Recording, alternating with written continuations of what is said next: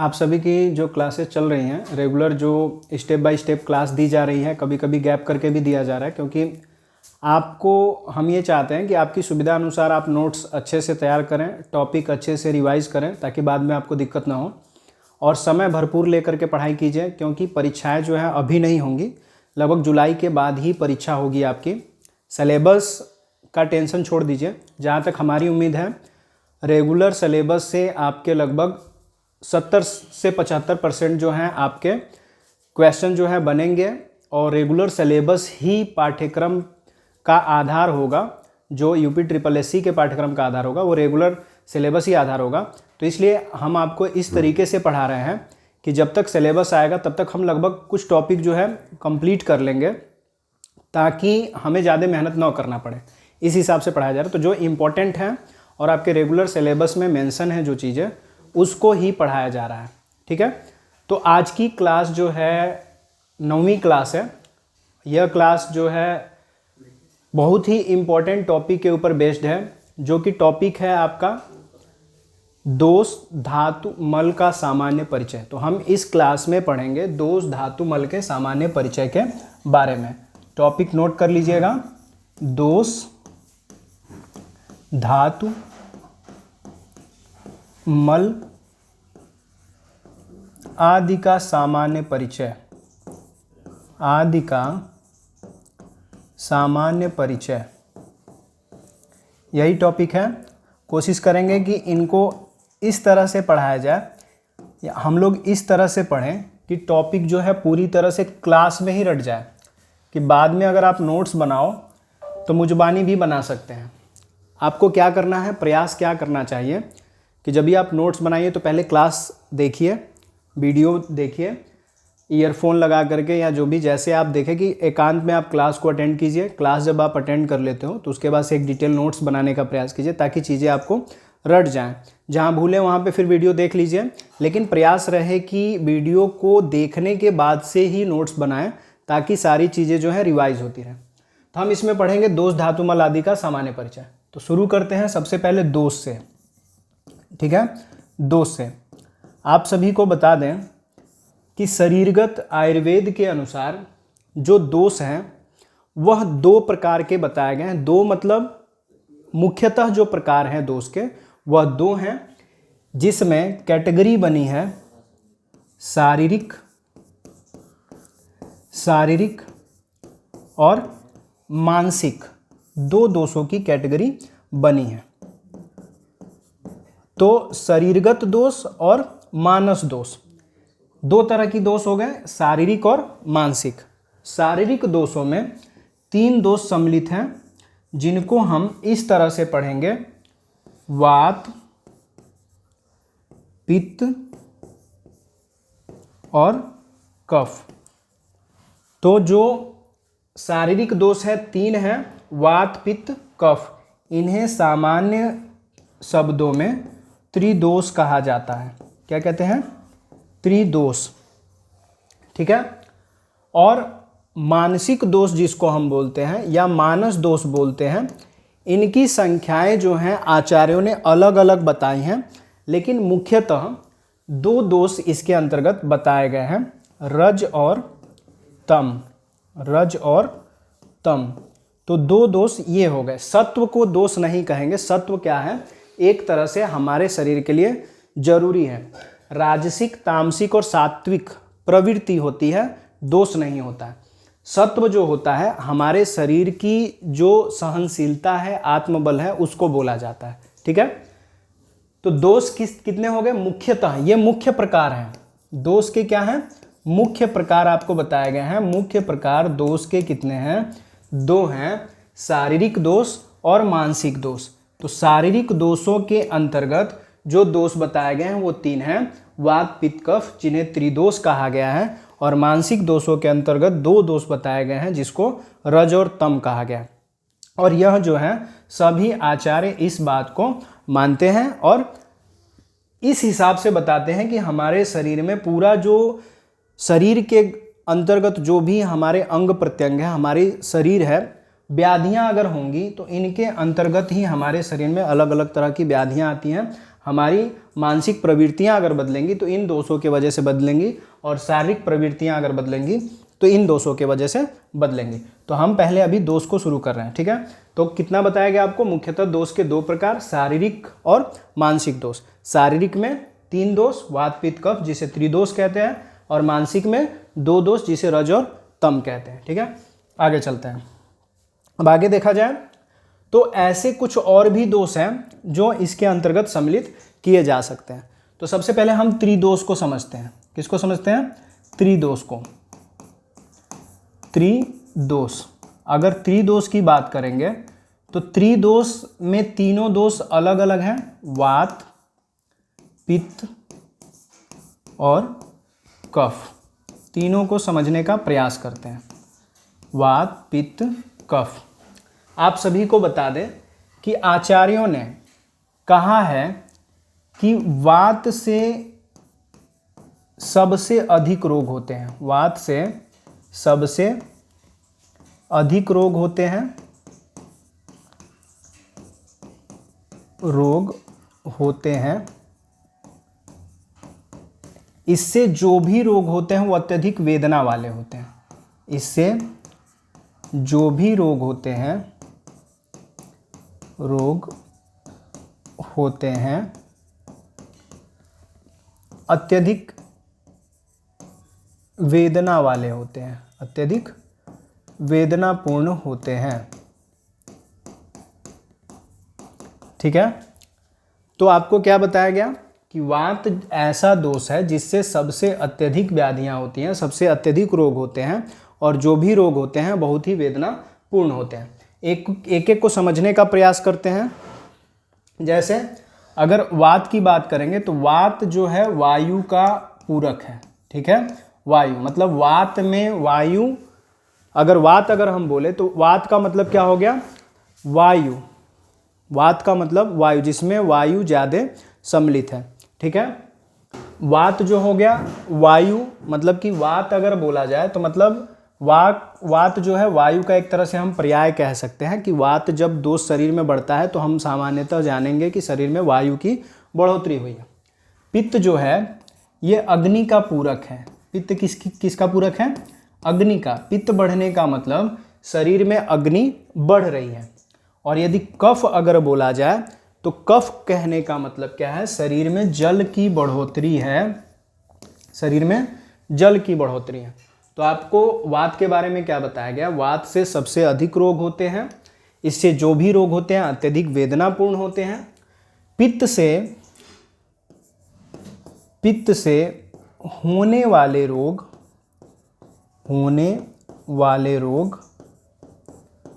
वात की तुलना में कम होते हैं। वात की तुलना में कम होते हैं, ठीक है। वात की तुलना में कम होते हैं। तो ये बात हो गई वात के बारे में, ठीक है। वात हमने बता दिया। वात के बाद हमने बताया पित्त। तो पित्त से होने वाले जो रोग हैं, इससे होने वाले जो रोग हैं वात की तुलना में कम होते हैं, और ज़्यादातर पित्त से जो रोग होते हैं वो शरीर में उष्णता को बढ़ाते हैं। पित्त जनित जो भी रोग होते हैं वह दाह, तृष्णा, पिपासा आदि के वाहक हैं या आदि को बढ़ाते हैं, ठीक है। दाह का मतलब शरीर में गर्मी बढ़ाना, तृष्णा प्यास से ही मतलब है, लेकिन ऐसी प्यास जिसमें बार बार आपको पानी पीने की चाह हो, कितना भी जल पिए तो प्यास न बुझे, उसको हम तृष्णा कहते हैं। और पिपासा का मतलब कंठ सूखना पिपासा है। तो मतलब पित्त में जो रोग होते हैं वो वात से कम होते हैं, और इसमें जो व्याधियां होती हैं उसमें उष्णता ज़्यादा सम्मिलित होती है, और यह क्या करता है? शरीर में एक तरह से दाह उत्पन्न करता है, शरीर में एक तरह से रुक्षता उत्पन्न करता है, ठीक है। कफ क्या है? इससे जो रोग होते हैं, इससे होने वाले रोगों की संख्या, इससे होने वाले रोग पित्त की तुलना में कम होते हैं। पित्त की तुलना में कम होते हैं, ठीक है। अब इस तरह से देखिए, अगर हम देखें तो सबसे ज़्यादा रोग किससे हो रहे हैं? वात से। वात से रोग होते हैं 80 प्रकार के रोग आचार्यों ने बताया है कि वात से होते हैं। पित्त से जो रोग होते हैं वह आचार्यों ने कहे हैं 40 प्रकार के जो रोग हैं वह पित्त से होते हैं। और कफ से जो रोग होते हैं वह 20 प्रकार के होते हैं, ऐसा आचार्यों का मानना है। ठीक है, तो अब अगर आप देखें तो वात जनित जो रोग हैं सबसे ज़्यादा, पित्त जनित रोग हैं वह वात से कम, और कफ जनित जो रोग हैं वह पित्त से कम। ठीक है, तो इस तरह से जो व्याधियां हैं कितनी हो गई? 140। पूरी 140 जो व्याधियां हैं उसमें से अकेले बस वात से होने वाली जो व्याधियां हैं 80 होती हैं। एक एक बार और समझते हैं। वात क्या है? शरीर में सर्व स्थान पे विचरण करने वाला है, ऐसा दोष जो शरीर में सब जगह विचरण करता है, सर्व स्थान पे विचरण करने वाला है। क्योंकि वायु का कोई स्थान फिक्स नहीं है, लेकिन वायु का जो मुख्यतः स्थान है पक्वाशय माना जाता है। और वायु जब प्रकुपित होती है तो शरीर के हर स्थान पे जाकर के रुकती है, जहाँ भी रुकेगी वहाँ पे वेदना होती है, दर्द होता है। तो जैसे आप आम वात सुने होंगे, गठिया, आर्थराइटिस, तो वह वात जनित बीमारी है। वात के प्रकोप के बारे में भी हम देख लेते हैं। तो ये आपको समझ में आ गया होगा कि वात से जो रोग हो रहे हैं, कफ से जो रोग हो रहे हैं, या जो अलग अलग तरह के जो रोग हो रहे हैं वो विभिन्न प्रकार के हैं। ठीक है, तो संख्या भी बता दी गई। अगला देखते हैं हम, अगली व्याधि जो है देखते हैं। तो सबसे पहले हम वात को देखते हैं। अब अगर वात शरीर में बढ़ रहा है तो किस कारण से बढ़ रहा है, क्यों बढ़ रहा है, ये चीज़ दिमाग में होनी चाहिए। तो आपको बता दें कि पहले ही बताया गया कि वात दोष का मतलब शरीर में वायु बढ़ रही है, और वायु प्रकुपित अगर हो रही है, वायु प्रकुपित होने का जो कारण है वह सबसे ज़्यादा प्रकुपित किससे होता है? शीत से। किससे होता है? शीत से। मतलब कि शीतल चीज़ें अगर प्रयोग में कोई लेगा तो वह ज़्यादा प्रकुपित, वात को ज़्यादा प्रकुपित करेगा। तो शीतलता से वात प्रकुपित होती है, शीत चीज़ों से वात प्रकुपित होता है। ठीक है, उसी तरह से अगर पित्त की बात करें तो पित्त जो है अग्नि का मूल है, और अग्नि जो है प्रकुपित होती है। अग्नि प्रकुपित होती है किससे? उष्णता से। किससे? उष्ण वस्तुओं से, चाहे वह तेल, मिर्च आदि जो वस्तुएं होती हैं इनसे, या ज़्यादा गरिष्ठ पदार्थ भी अगर हम ग्रहण करते हैं, ज़्यादा गरिष्ठ पदार्थ का भी सेवन करते हैं, तो उससे भी पित्त बढ़ोतरी होती है। और पित्त बढ़ोतरी होने का मतलब कि शरीर में दाह उत्पन्न होता है। कफ की अगर बात करेंगे तो कफ जो है जल, हमने पहले ही बताया, लेकिन यह प्रकुपित कैसे होता है? प्रकुपित होता है जैसे कि वात प्रकुपित होता है, यह भी अति शीत और अति स्निग्ध वस्तुओं के सेवन करने से होता है। जब भी स्निग्ध की बात आए तो स्निग्ध मृदुता को दिखाता है, मतलब कि कोमलता को, या ऐसी चीज़ें जिसमें जल की अधिकता है, स्निग्धता उसे दिखाता है। ठीक है, तो स्निग्ध चीज़ें या अति शीत चीज़ें अगर प्रयोग करेंगे तो कफ भी प्रकुपित होता है। ठीक है, ऐसा माना जाता है। अब जिस प्रकार की जो चीज़ें हैं उनसे उस प्रकार के रोग भी होते हैं। आपको बता दें, कफ का जो स्थान है, कफ के स्थान वो कोष्ठांग होते हैं। क्या होते हैं? कोष्ठांग। मतलब कि जितने भी गुहा जैसी संरचनाएं हैं, गुहा जैसी संरचनाएं शरीर में हैं, उसमें गुहा जैसी संरचनाओं में कफ जो है रहता है। और कभी कभी जब कफ बढ़ जाता है तो इन्हीं गुहाओं को एक तरह से जकड़ लेता है या इनके मार्ग को अवरुद्ध कर देता है, जिससे बाद में इन गुहाओं में, इन कोष्ठांगों में व्याधियां उत्पन्न होती हैं। तो ये इनका स्थान हो गया। और हमने क्या बताया कि मुख्यतः अगर वात की बात करेंगे तो वात का स्थान जो है सर्व शरीर है, सर्व शरीर है, लेकिन मुख्यतः इसका स्थान कहाँ होता है? पक्वाशय। पक्वाशय। लेकिन जब यह प्रकुपित होता है तो शरीर के हर हिस्से में भ्रमण करता है। जैसे अगर हम बोले कि उदरस्थ कोई वायु है, पेट में अगर वायु प्रकुपित हुई है तो वह धीरे धीरे चढ़ते चढ़ते कहाँ चली जाएगी, हृदय तक, और हृदय तक जाने के बाद से हृदय शूल की उत्पत्ति हो सकती है। ठीक है, तो इस हिसाब से चीज़ें याद रखना आपको। अगर पित्त की बात करेंगे तो पित्त जो है हमारे शरीर में अलग अलग जगहों पे बढ़ता है, लेकिन ज़्यादातर इसका स्थान जो है, अग्नि का जो स्थान है, अग्नि का स्थान जो है जठर में होता है, जठराग्नि में। जठराग्नि में जब अग्नि है तो कोई दिक्कत नहीं है, लेकिन यह जब शरीरगत दोषों को एक तरह से ले लेती है और उसके बाद से विचरण करती है, तो जहाँ जहाँ यह जाएगी उस प्रकार से यह रोग उत्पन्न करती है। ठीक है, चाहे दाह हो गई, मूर्छा हो गई, पिपासा हो गया, तृष्णा हो गया, ये सारी व्याधियाँ जो है इन्हीं के द्वारा जनित होती है। ठीक है, तो वात पित्त कफ जो त्रिदोष थे वो हमने बताया, जो कि शारीरिक दोष के अंतर्गत है। तो सामान्यतः ही आपको जानना है, डिटेल में अगर आपको चीज़ें जाननी है तो इसके लिए हम अलग से त्रिदोष की अलग क्लास बताएंगे, लेकिन इसमें आपको दोष, धातु, मल, ये चीज़ें जाननी है। तो दोष में हमने शारीरिक दोष बता दिया। अब देखते हैं मानसिक दोष। ठीक है, मानसिक दोष को देखा जाए। मानसिक दोष, जो दो दोष आपको बताया गया उसमें मुख्यतः जो है त्रिदोष बता दिया गया। अब क्या है, मानसिक दोष बताया जा रहा है, जिसमें हमने बताया कि दो दोष हैं, एक है रज और एक है तम, रज और तम। ठीक है, अब राजसिक, रज को हम क्या कह सकते हैं, राजसिक, और इसको क्या कह सकते हैं, तामसिक। तो राजसिक और तामसिक।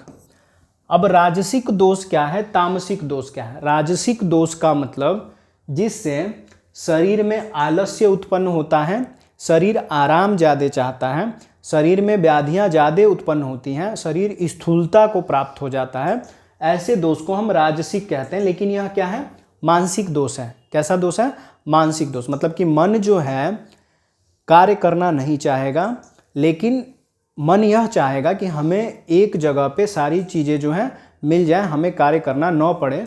तो एक तरह से रज दोष क्या करता है, शरीर में आलस्य को उत्पन्न करता है। किसे उत्पन्न करता है, आलस्य को।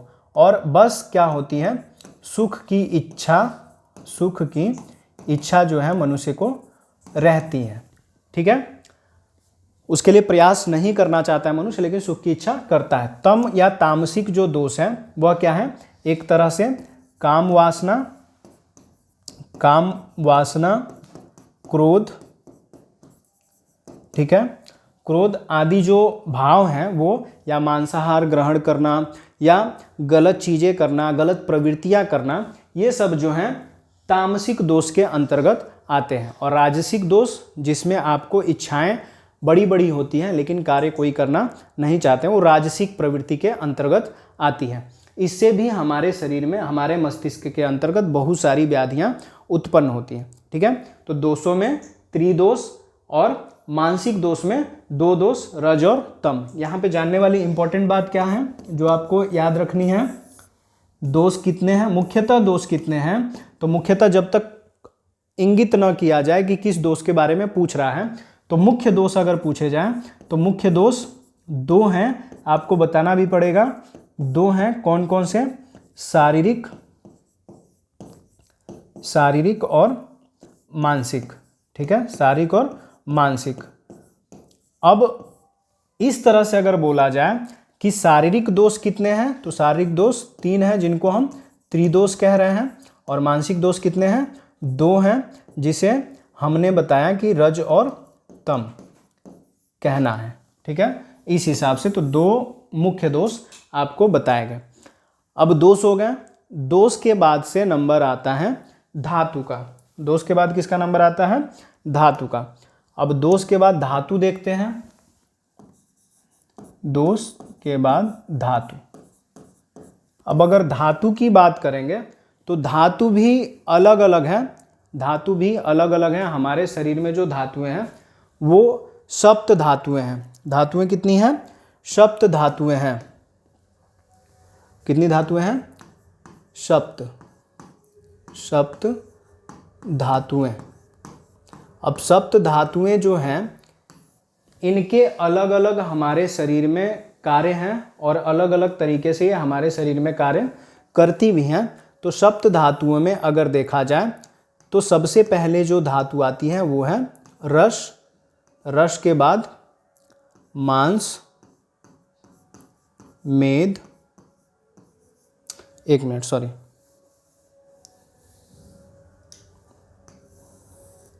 रस, रक्त, मांस, मेद, अस्थि, मज्जा और शुक्र। शुक्र, ठीक है, 2, 4, 6, 1, 7। तो ये 7 धातुएं हमारे शरीरगत होती हैं, रस, रक्त, मांस, मेद, अस्थि, मज्जा और शुक्र। मज्जा और अस्थि भी इसमें सम्मिलित है। अब एक एक को हम देखते हैं। अगर देखा जाए तो जितनी धातुएं हैं इनका शरीर में अलग अलग कार्य हैं। अगर हम बोलें रक्त का पोषण कौन करता है, तो रक्त का पोषण रस करता है।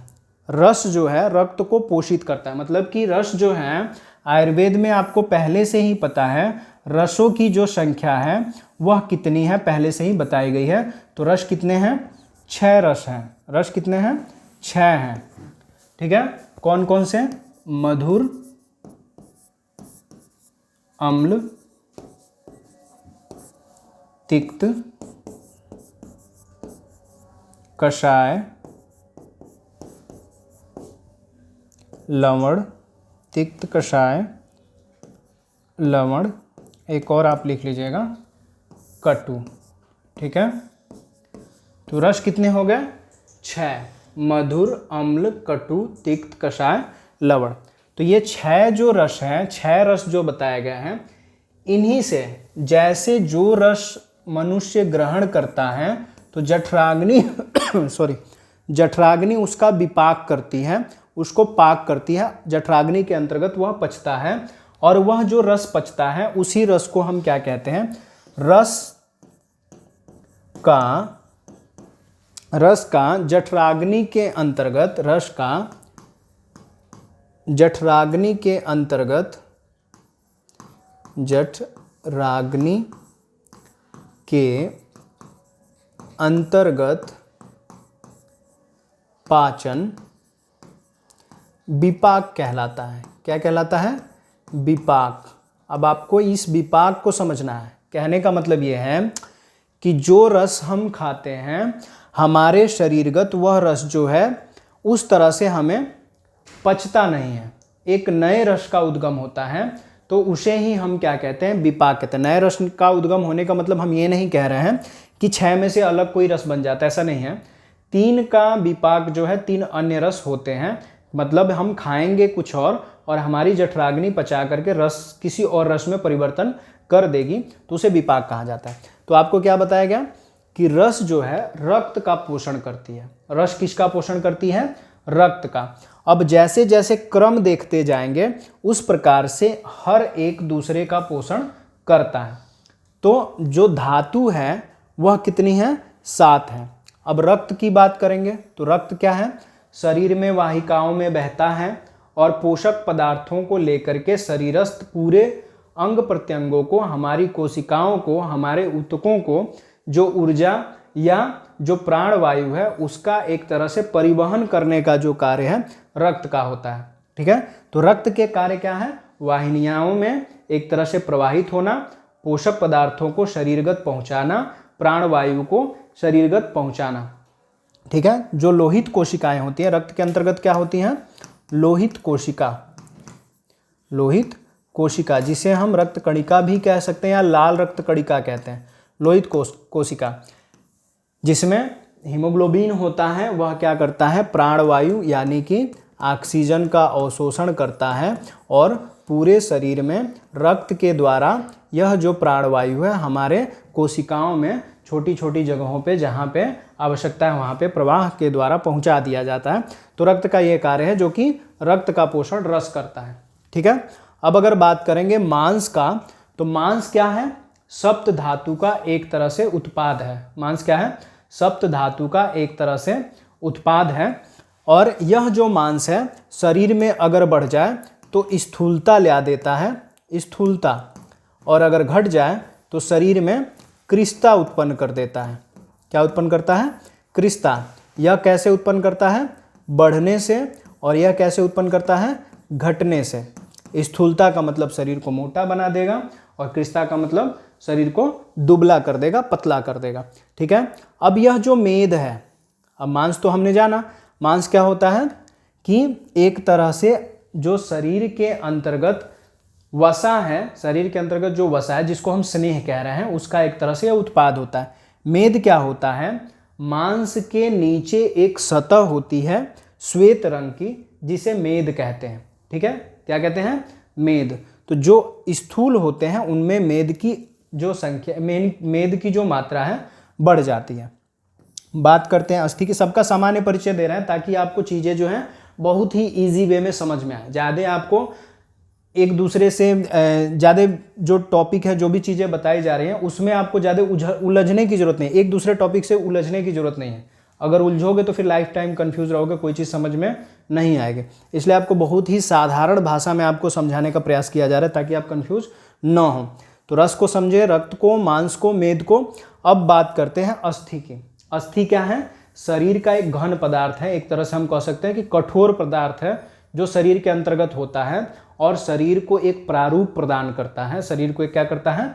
एक प्रारूप प्रदान करता है। और इन अस्थियों के अंतर्गत ही मज्जा भी निर्माण होती है, जिसको आधुनिक में बोन मैरो भी कहा जाता है। ठीक है, बोन मैरो कहते हैं। अब आती है बात शुक्र की। अब शुक्र क्या है? एक तरह से अगर बोला जाए तो आचार्य क्या मानते हैं? यह शुक्र जो है इन 6 धातुओं का उत्पाद है। शुक्र क्या है? 6 धातुओं का उत्पाद माना गया है। तो पुरुष का जो सप्त धातु होता है उसका जो अंतिम उत्पाद होता है वह शुक्र होता है। और स्त्री की अगर बात की जाएगी और स्त्री के सप्त धातु की बात की जाएगी तो स्त्री, ये पुरुष के सप्त धातु की बात है जिसमें शुक्र सम्मिलित है, लेकिन स्त्री के सप्त धातु की बात करेंगे तो वहाँ पे शुक्र नहीं लिखेंगे, वहाँ पे हम लिखेंगे स्त्री बीज। क्या लिखेंगे? स्त्री बीज। ये चीज़ दिमाग में रखना है और कंठस्थ भी करना है, याद करना है। तो आपको क्या बताया गया कि पुरुष का जो अंतिम, जो सप्त धातु के अंतर्गत अंतिम जो तत्व जिसको सम्मिलित किया गया है वह शुक्र है, जबकि स्त्री में वही चीज बदल जाएगी, क्या हो जाएगी? स्त्री बीज। शुक्र क्या है? प्रणेता है, रचयिता है, उत्पादक है। किसका? नई संतति का। किसका? नई संतति का। बिना शुक्र के नए संतति की चाह करना, प्राप्ति करना, इच्छा करना मूर्खता है, हो ही नहीं पाएगा। और ज़्यादातर क्या होता है, शरीर में अगर क्षय होता है, शरीर में अगर क्षय होता है सबसे ज़्यादा तो शुक्र नाश होने से क्षय होता है। शरीर में ज़्यादा क्षय जो है शुक्र नाश होने से होता है। तो ये बात हुई आपके सप्त धातुओं की। तब शरीर में, शरीर के अंतर्गत जो सप्त धातुएं हैं इस प्रकार से होती हैं और सबका एक एक जो है रोल होता है। ठीक है, अगली जो क्लास आएगी आपकी उसमें हम सप्त धातुओं को और जो दोष हैं उनको डिटेल में बताएंगे। ठीक, अगला देखते हैं। धातु हो गया, तो हमने दोष पढ़ लिया, धातु पढ़ लिया, दोष, धातु, और इसके बाद से हम पढ़ेंगे मल। दोष धातु के बाद से हम क्या पढ़ेंगे? मल। ठीक है, दोष धातु के बाद से बात आती है मल की। तो शास्त्रों में आचार्यों ने मल के 3 विभाग बताए हैं। कितने बताए हैं? 3। मुख्यतः जो मल हैं वह 3 होते हैं। मल कितने होते हैं? 3। कौन कौन से? एक तो पूरिस, एक मूत्र और एक स्वेद। पूरिस, मूत्र और स्वेद, 3 मल आचार्यों के अंतर्गत जो मुख्य हैं। मुख्य जो मल हैं वह 3 हैं। अब एक चीज़ और दिमाग में रखिए, यह जो मल हैं मुख्य हैं 3 प्रकार के होते हैं और इनसे भी अलग अलग तरह की व्याधियाँ उत्पन्न होती हैं। अगर पूरिस बोलेंगे तो पूरिस किसे बोला जा रहा है? जो त्याज्य अपचित भोज्य पदार्थ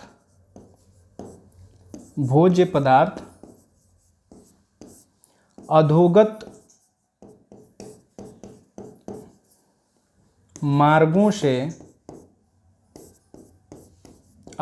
मार्गों से उत्सर्जित होता है, उसे हम क्या कहते हैं? मल कहते हैं। ध्यान से समझ लीजिए, क्या बोला गया? पुरुष क्या है? त्याज्य अपचित भोज्य पदार्थ अधोगत मार्गों से उत्सर्जित होता है। अपचित भी हो सकता है, जो पूरी तरह से अपचित इसीलिए है ना, क्योंकि यह पचता नहीं है, क्योंकि मल को नहीं पचाया जा रहा है। जो भोज्य पदार्थ है उसमें जो पोषक तत्व हैं वो पच जाते हैं। जो अपशिष्ट है उसे अधोभाग से बाहर निकाल दिया जाता है, उसे ही हम क्या कहते हैं? मल कहते हैं। ठीक है। मूत्र की बात करेंगे तो यह द्रव रूप से त्याज्य पदार्थ है। क्या है? द्रव अपशिष्ट त्याज्य पदार्थ है, त्याज्य पदार्थ जिसको बस्ती अंगों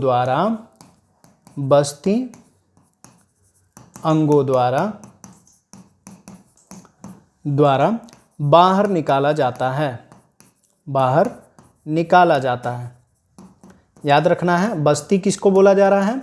एक तो बस्ती प्रक्रिया हो गई, उपक्रम हो गया, चिकित्सा हो गया, और उस तरह से अगर हम बस्ती बोलेंगे तो बस्ती मूत्राशय के द्वारा। बस्ती किसको बोला जा रहा है? मूत्राशय को।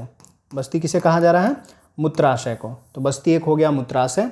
अब बात करते हैं हम स्वेद की बात करते हैं। तो स्वेद क्या है?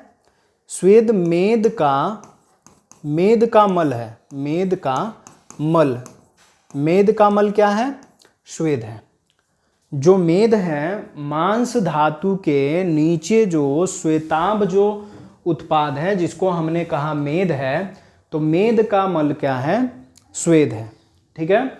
अब स्वेद जिनके में क्षय होता है, स्वेद जिनके में निकलता है, उनकी स्थूलता नहीं होती है, उन्हें मधुमेह नहीं होता है, प्रमेह नहीं होता है। ये बात आपको समझनी होगी। तो स्वेद क्या है? एक तरह से यह भी क्या है? शरीर से मल को बाहर निकालता है। अब जितने भी मल हैं, तीनों जो मल के पदार्थ जो भी रूप बताया गया आपको, ये मल शरीर को एक तरह से क्या करते हैं? शोधित करते हैं, साफ करते हैं, जिससे शरीरगत व्याधियां नहीं होती हैं। ठीक है। तो आपको याद रखना होगा कि मल मुख्यतः कितने बताए गए? 3 प्रकार के, पुरीष, मूत्र, स्वेद। सामान्यतः पुरीष को भी क्या कहते हैं? मल कहा जाता है। ठीक है। तो यह क्या है? अर्धठोस भाग है। कैसा है? मल क्या है? ये अर्धठोस है, अर्धठोस होता है, अर्धठोस भाग है। मल जो है पुरीष जिसको कहा जा रहा है वो अर्धठोस भाग है। मूत्र द्रव अपशिष्ट है, और स्वेद भी क्या है? द्रव ही है। स्वेद क्या है? द्रव है। अब दूसरी सबसे इंपॉर्टेंट चीज क्या है इसमें आपको जाननी है? इनको अगर ससमय शरीर से बाहर नहीं निकाला जाता है तो ये हमारे शरीर में जहां भी इकट्ठा होती हैं।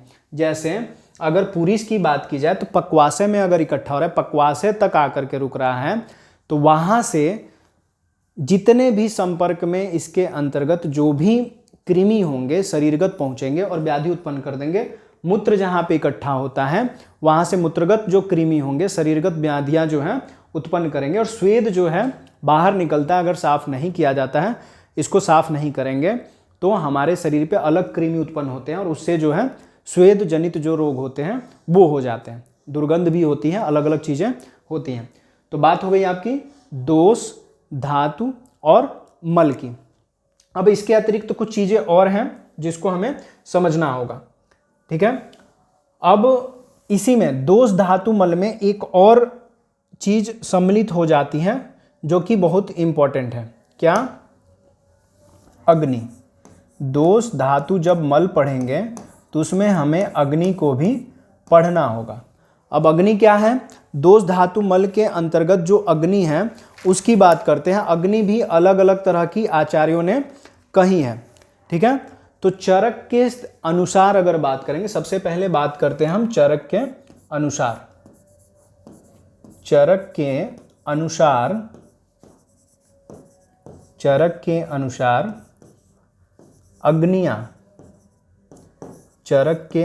अग्नियां तीन प्रकार की हैं। चरक के अनुसार अग्नियां तीन प्रकार की हैं। चरक, आचार्य चरक कहते हैं कि अग्नियां कितनी प्रकार की हैं? तीन प्रकार की। कौन कौन सी? मुख्यतः तीन प्रकार की अग्नियां हैं। पाचकाग्नि, धात्वाग्नि,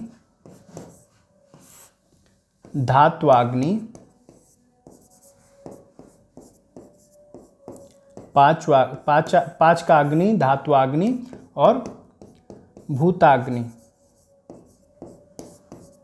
ठीक है। तो आचार्य चरक क्या कहते हैं कि अग्नियां कितने प्रकार की हैं? मुख्यतः तीन प्रकार की होती हैं।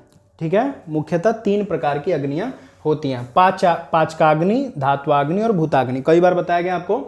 पाचकाग्नि जो पाचन का कार्य करती हैं, क्या करती हैं? पाचन का कार्य करती है, जो कि मुख्यतः एक ही है। कितनी है? एक, जिसे हम क्या कहते हैं? जठराग्नि। क्या कहते हैं? जठराग्नि। और धात्वाग्नियां कितनी हैं? 7। धात्वाग्नियां कितनी हैं? 7। और ये 7 धात्वाग्नियां जो हैं हर जो धातु है उससे बनती हैं। जैसे रसाग्नि,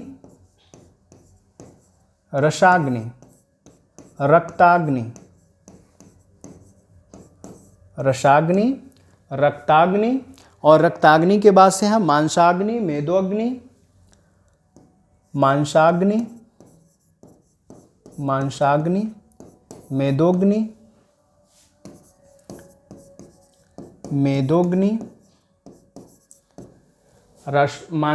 मेदोग्नि, मज्जाग्नि और शुक्राग्नि।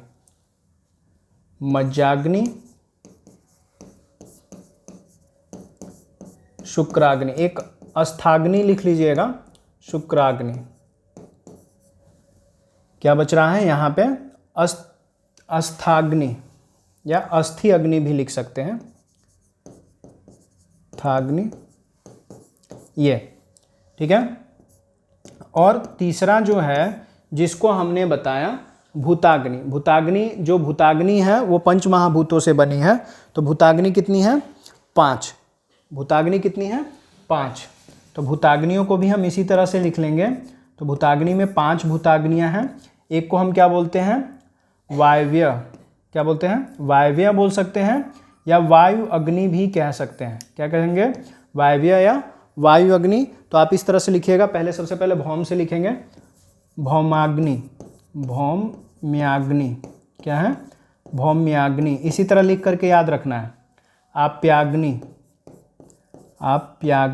आप्याग्नि किसको बोला जा रहा है? जल को आप्य बोला जा रहा है। तो भौम्याग्नि, आप्याग्नि, वायव्याग्नि, आकाशाग्नि,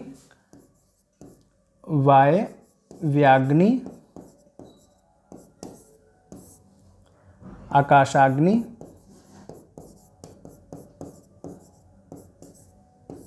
और तेजाग्नि।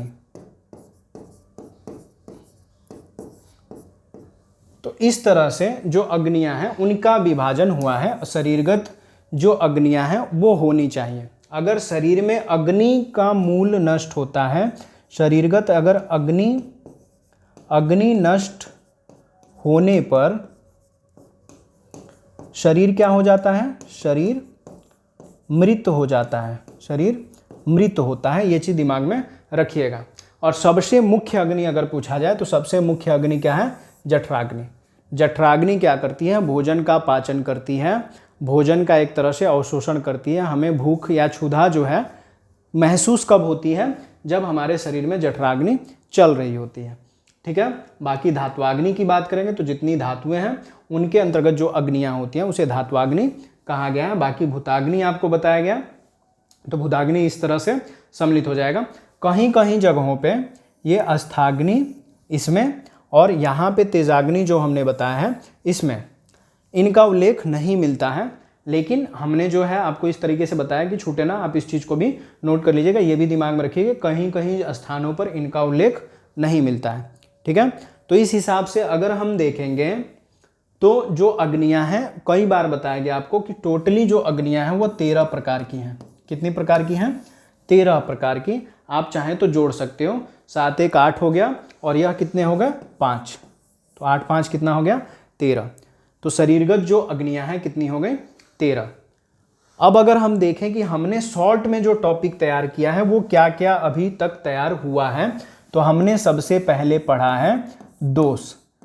ठीक है, ये महत्वपूर्ण है, इंपॉर्टेंट है, नोट करना है, याद करना है। क्वेश्चन अगर बनेंगे तो आपको इसी से पूछे जाएंगे। तो दोष मुख्यतः कितने बताए गए?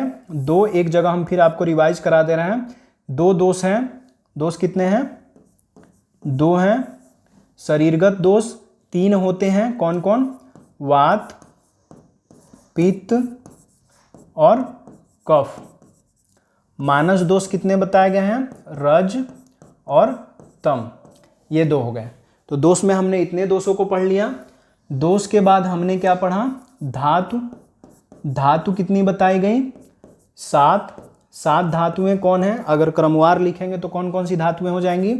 रस, रक्त, मांस, मेद, अस्थि, मज्जा, शुक्र। इसी तरह लिख करके याद भी करना है। और हमने क्या बताया? अगर स्त्री शरीर में लिखेंगे तो शुक्र के स्थान पे क्या आ जाएगा? स्त्री बीज। ये भी दिमाग में रखना है। स्त्री बीज कहिए, स्त्री बीज को हम शोणित भी कह सकते हैं, ये भी याद रखिएगा। स्त्री बीज को शोणित भी कह सकते हैं। तो ये सप्त धातुएं हो गई, 1 2 3 4 5 6 7। ठीक है, तो हमने पढ़ा धातु। फिर पढ़ा मल। मल कितना बताया गया? 3 प्रकार मल के बताए गए। कितने बताए गए? 3 प्रकार। अब 3 प्रकार के जो मल बताए गए वो कौन कौन से हैं? पूरिस, मूत्र और श्वेद। अब श्वेद किसे कहते हैं? पसीने को। पसीना क्या है? श्वेद है। पूरिस क्या है? मल है। यह क्या होता है? अर्ध ठोस होता है। क्या होता है? अर्ध ठोस होता है। यह क्या होता है? द्रव होता है। और यह भी क्या होता है? द्रव होता है। ठीक है, मल। अब उसके बाद से हमने पढ़ा अग्नि। अग्नि जो है कितनी बताई गई आपको? 13। अग्नि कितनी बताई गई? 13। 13 में पार्ट वाइज अगर पढ़ेंगे तो सबसे महत्वपूर्ण अग्नि कौन थी? पाचकाग्नि। पाचकाग्नि। ठीक, पाचकाग्नि में एक ही अग्नि बताई गई, कौन सी? जठराग्नि। पाचकाग्नि में एक ही अग्नि बताई गई, जठराग्नि। उसके बाद से एक अग्नि बताई गई आपको, कौन सा? धात्वाग्नि। कौन सा? धात्वाग्नि। धात्वाग्नि के अंतर्गत कितनी अग्नियां बताई गई? 7। कितनी बताई गई? 7। उसके बाद से कौन सी अग्नि बताई गई? धात्वाग्नि के बाद से बताई गई भूताग्नि। क्या बताई गई? भूताग्नि। अब भूताग्नि कितनी बताई गई? 5। ठीक है, और धात्वाग्नि जैसे धातुएं लिखे हैं उसी तरह से अग्नि, और भूताग्नि में जो पंच महाभूत होते हैं उनका सम्मिश्रण किया गया। ठीक है, अब इनसे संबंधित जो आचार्य कथन निकल के आते हैं वो अलग अलग आचार्यों के अलग अलग तरीके से निकल के आते हैं। ठीक है, अब जो आचार्य हैं उनके कथनों के हिसाब से अगर देखेंगे तो कुछ चीज़ें निकल कर के आती हैं। सबसे पहले हम बात करेंगे रस की। ठीक है, क्योंकि मल की अगर रस की नहीं बात करेंगे, मल की, क्योंकि मल की अगर बात करेंगे तो अलग अलग आचार्यों का कहना है कि जो मल होता है रस के अंतर्गत अलग अलग जगहों से, जहाँ जहाँ से जो चीज़ें पोषित होती हैं वहाँ वहाँ से मल की भी नियुक्ति होती है। तो सबसे पहले हम एक सूत्र की बात करते हैं जो कहता है दोष धातु मल मूलम ही शरीरम। ही शरीरम क्या कह रहा है? दोष धातु मल मूलम ही शरीरम, मतलब कि दोष धातु मल ये तीनों ही शरीर के मूल माने गए हैं। दोष धातु मल शरीर के मूल हैं। दोष धातु मल शरीर के मूल हैं। शरीर के मूल हैं या इन्हीं से शरीर का निर्माण होता है, ऐसा आचार्यों का मानना है। तो सबसे पहले बात करते हैं आचार्य शार्ंगधर की, जिन्होंने शार्ंगधर संहिता में साफ साफ लिखा हुआ है। किसकी बात करते हैं? आचार्य शार्ंगधर की। आचार्य शार्ंगधर, आचार्य शार्ंगधर की बात करते हैं।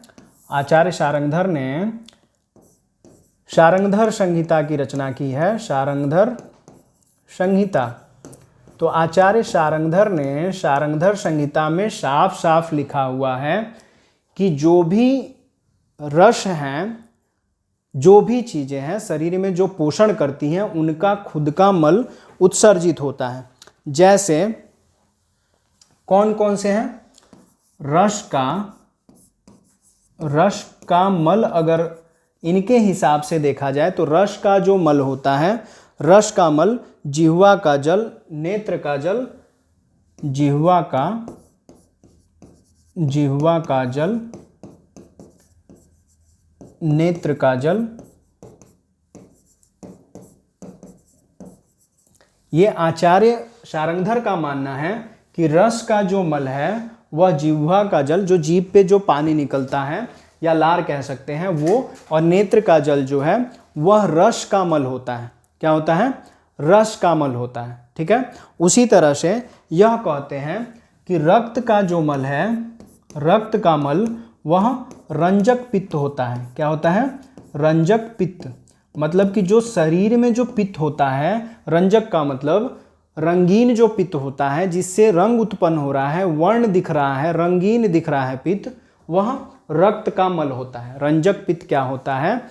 रक्त का मल होता है। उसी तरह से मांस का जो मल है, मांस का मल वह कर्णमल है। यह कौन कह रहा है? शार्ंगधर कह रहे हैं। मांस का मल क्या है? कर्णमल है। उसी तरह से मेद का मल क्या है? मेद का मल जिह्वा का मल। मेद जो है उसका मल क्या है? जिह्वा का मल। मतलब कि जीभ के ऊपर जो मल उत्पन्न हो रहा है वह क्या है?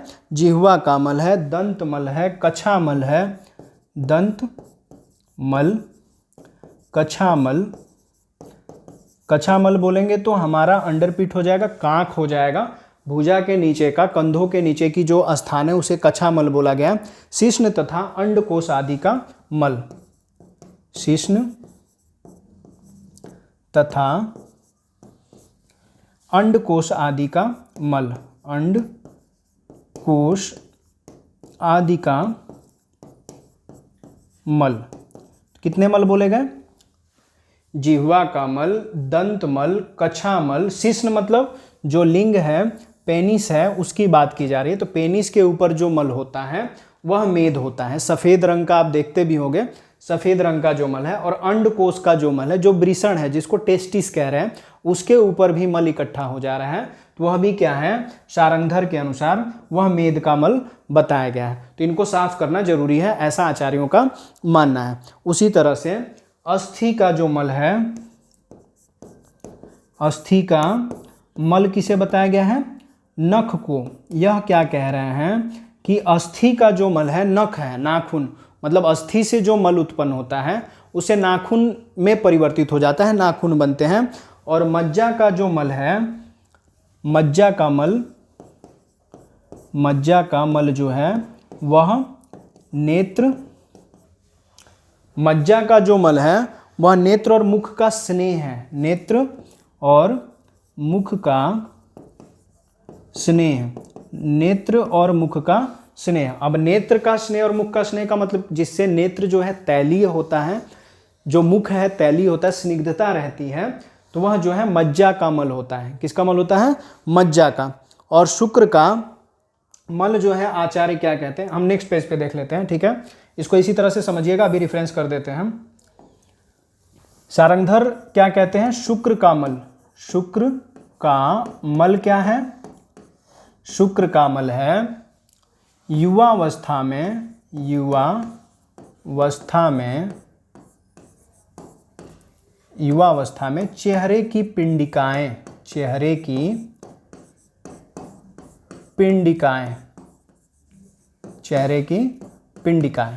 तो चेहरे की पिंडिकाएं का मतलब क्या है? जो चेहरे पे जो फुंसियां होती हैं, फुंसियां या जो व्रण होते हैं, छोटे व्रण हो रहे हैं, वह सब क्या है? शुक्र का मल है। मतलब अगर कोई बच्चा जो है जवान हो रहा है तो उसके मुंह पे जो पिंपल निकल रहे हैं, जो मुहासे आ रहे हैं, वह उसकी जवानी के निशान को बता रहे हैं, संकेत कर रहे हैं। ठीक है, तो अब देखिए फिर से एक बार समझा दे रहे हैं। आचार्य सारंगधर क्या कहते हैं? सारंगधर संहिता में अलग अलग चीज़ों का अलग अलग मल है। जैसे सप्त धातु आपको बताएगी, तो सप्त धातु में सबसे पहला जो धातु है रस है।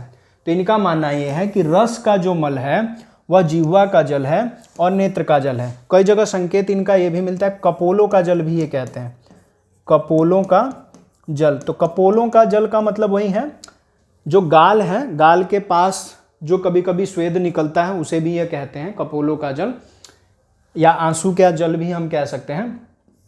रक्त का यह मल जो है रंजक पित्त को बताते हैं, पित्त को रक्त का मल बताते हैं।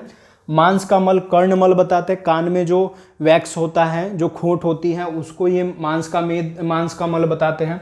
मतलब साफ करना जरूरी है।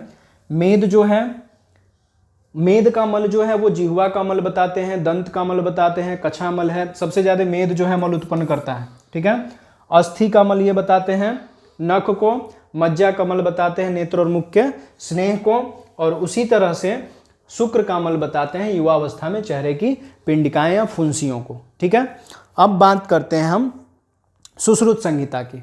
ठीक है, सुश्रुत संहिता की बात करेंगे तो सुश्रुत को भी समझना होगा, सुश्रुत ने किस हिसाब से बोला है।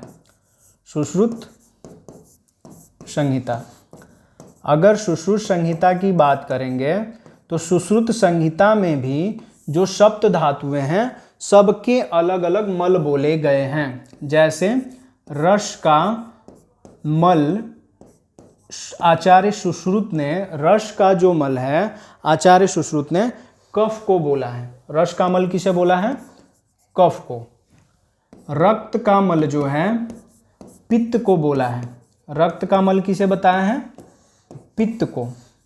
ठीक है, रक्त के बाद से सप्त धातु में जो आता है मांस है, मांस को क्या बोला है? मांस का मल किसे बोला है? खमल को। खमल, खमल मतलब खाल का मल भी कह सकते हैं। खमल का मतलब खाल का मल, मतलब कि जो हमारे शरीर पे जो मैल होती है, मैल, उसे ही हम खमल कह रहे हैं। क्या कह रहे हैं? खमल। तो मांस का जो मल है वो क्या है? खमल है। उसी तरह से मांस के मल के बाद नंबर आता है मेद का, जिसे कहते हैं स्वेद। मेद का मल जो है उसे आचार्य सुश्रुत कहते हैं स्वेद। अभी हमने जब पढ़ाया पीछे तो उसमें बताया था कि मेद का जो उत्पाद उत्पन्न होता है, जो मल होता है, वो स्वेद होता है। तो स्वेद मतलब अभी बताया गया क्या होता है? पसीना। स्वेद मतलब क्या होता है? पसीना। उसी तरह से मेद के बाद से अगर देखा जाए तो मेद के बाद है अस्थि का, तो नख और रोम होता है। मेद के बाद होता है अस्थि, और अस्थि का जो मल है वह नख और रोम होता है। नख और रोम, नख का मतलब नाखून, रोम का मतलब जो शरीर का रोंवा है या शरीर पे जो छोटे छोटे बाल हैं उसे रोम बोला गया है। उसी तरह से अगर अगला देखा जाए, ये अस्थि हो गया। मज्जा का जो मल है वो नेत्र और त्वक है। मज्जा का मल जो है वह नेत्र और त्वक मतलब कि त्वचा, त्वक मतलब त्वचा, तो नेत्र और त्वचा का मल जो है वह मज्जा का है। अंतिम है आपका शुक्र। तो शुक्र का उल्लेख इन्होंने नहीं किया है, नहीं किया है। मतलब कि आचार्य सुश्रुत जो है उन्होंने ये नहीं बताया है कि शुक्र का मल कौन होता है। अगर चरक की बात करेंगे तो चरक जो है वह बस मज्जा का मल का बस उल्लेख किए हैं। चरक के अनुसार अगर देखा जाए तो चरक ने बस मज्जा के मल की बात की है। मज्जा का मल, तो मज्जा का मल चरक किसे बताते हैं? अच्छी मल, त्वक और स्नेह को। अच्छी मल, त्वक स्नेह। ठीक है, तो अच्छी जो है वह नेत्र का मल बता रहे हैं, मज्जा का त्वक और स्नेह, त्वचा और स्नेह, त्वचा पर जो स्नेह निकल रहा है वो मज्जा का मल होता है। बाकी चरक के अनुसार सुश्रुत ने जो बताया है वो सारी चीज़ें होंगी। सुश्रुत के अनुसार सारी चीज़ें जो बताई गई हैं वह चरक के अनुसार भी होंगी, बस मज्जा वाले जगह पे बदल जाएंगी चीज़ें। मज्जा का जो मल है सुश्रुत कहते हैं नेत्र और त्वक का, तो उसी तरह से इन्होंने नेत्र को अच्छी कह दिया है, तो अच्छी जो है नेत्र ही होता है, तो अच्छी नेत्र का मल हो गया और त्वक हो गया, ये त्वक कह रहे हैं सुश्रुत और यहाँ पे ये कह रहे हैं स्नेह। ठीक है, तो हमने कवर किया है लगभग आपके बहुत ही मोस्ट इंपॉर्टेंट जो टॉपिक थे। इससे प्रश्न जब बनेंगे तो आपको समझ में आएगा कि किस हिसाब से इससे प्रश्न बनेंगे। तो हमने क्या कवर कर लिया, मल, दोष, धातु और अग्नियाँ। ठीक है, दोष, धातु, मल और अग्नियों का जो टॉपिक था शॉर्ट में बहुत ही अच्छे तरीके से हमने इसको तैयार कर लिया।